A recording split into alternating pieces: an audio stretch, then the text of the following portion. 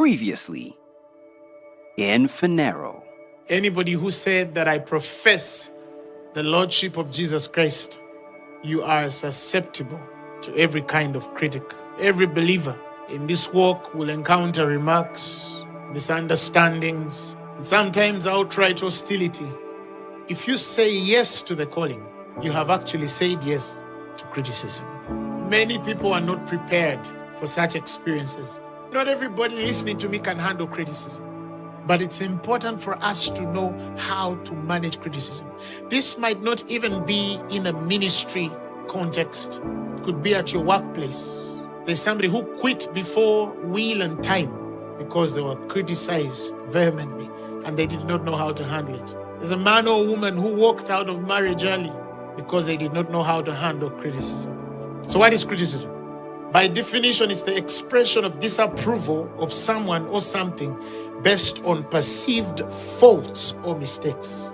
Anybody or anything that disapproves you, something that sees you as one at fault or in a mistake and attacks you so, that is a critic. But we must know or learn how to deal with critics. So I want to give you a few pointers that will help you learn how to deal with criticism. Number one, consider only God's approval. One of the greatest hindrances to doing this is people who are driven by other men's praises. If you are driven or inspired, strengthened, and encouraged by other men's praises, the day they criticize you, you will sink. Paul says in Galatians chapter 1 verses 10, "For do I now persuade men or God? Or do I seek to please men? For if I yet pleased men, I should not be the servant of Christ."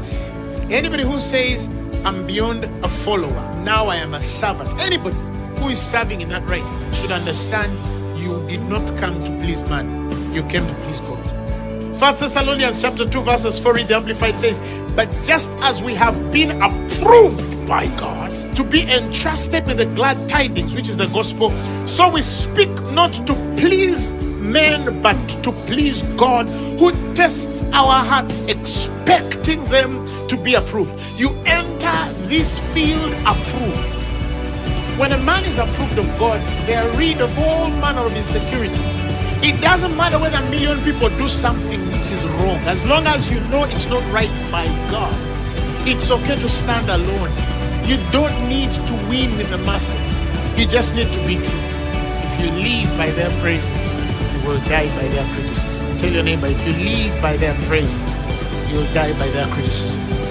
Number two, always discern the cause of criticism. Every time you feel or hear a critic, somebody criticizing you, the first thing you do, is this criticism as a result of my indifference, my sinful life? Or is it because I represent somebody?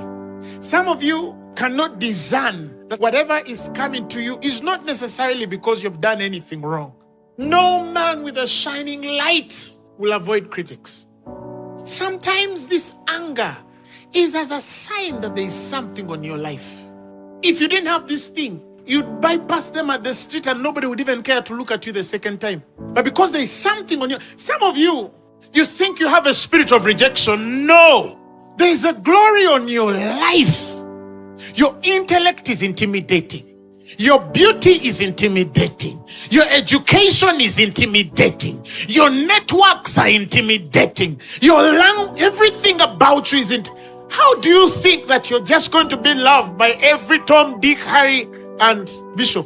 But the Bible says, if they are on you because you broke the law or disturbed the peace, that's a different matter. Their criticism of you is justified. You should also understand that there are consequences and there's a responsibility on your side. You must learn to discern. Leading me to number 3. Learn to receive constructive feedback. Sometimes even your critics will construct you. Examine the criticism. Sometimes it's there to make you better.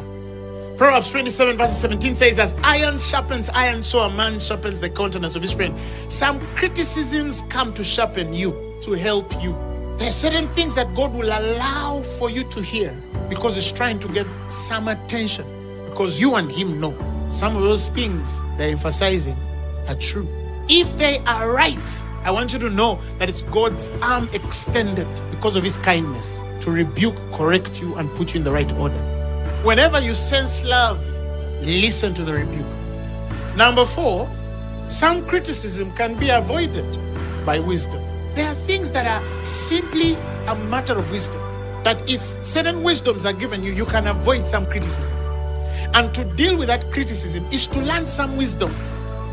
Take, for instance, in 1 Timothy chapter 5, Paul is teaching about widows. I would rather the young widows go ahead and get married in the first place, have children, manage their homes, and not give critics any foothold for finding fault. That means there's a degree of gossip that you might not have when you have some responsibilities. This is an example of a wisdom given to avoid criticism in the first place. All your friends are drunkards, but you don't drink. And every time they go out for you, go out and drink Pepsi. What's wrong with you, brother? What's the wisdom here? Bad company corrupts good what? Morals. Maybe God is telling you that it's time for you to find certain friends. Sometimes there's just that wisdom that will help you to draw some boundaries around you and say, if I do this, man, I might open up to unnecessary what? Criticism. The place of forgiveness is another point of how to deal with criticism. God told us, vengeance is not yours. Give place for God to show His wrath or vengeance to whoever He will show it, but it's not your place to revenge. That's a very sobering statement. Yes, they said evil about you, but vengeance is not yours. The Bible says, you do them good as an act of forgiveness. This is how to deal with criticism. Forgive. If you want to understand how easy it should be for you to forgive, first examine how easy you want God to forgive you. Do you want God to complicate the conversation? No. If you see Him as a simply forgiving God, He says, extend the very nature, because you are created in my image and likeness. Vengeance is not yours. Pastors, we don't have to answer every critic. Tell your neighbor, vengeance is of the Lord. Lastly, know when to walk away. Forgiveness does not mean that you continue entertaining toxicity unless God has mandated you. There are people who, if you get to a point where you're not heard and you find yourself trying to repeat something that somebody's made up not to hear, learn to walk away. Because if you stay, you might further feed criticism. This is a healing balm sometimes to learn to walk away. There are some people whom you have to even take out of your phone book.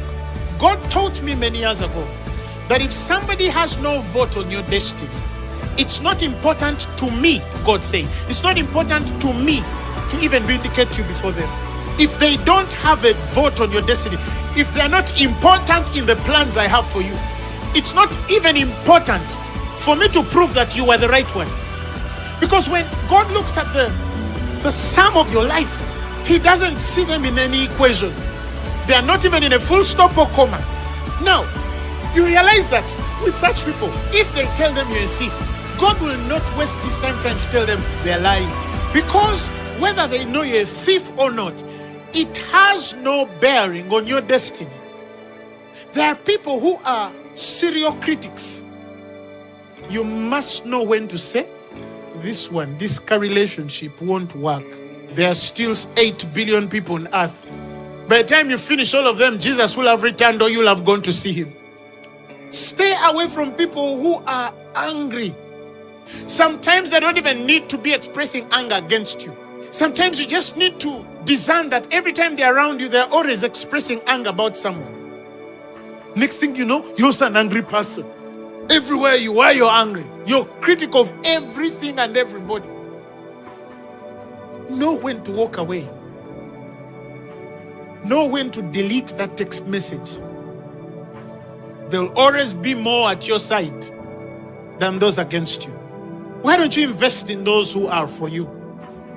How to deal with criticism.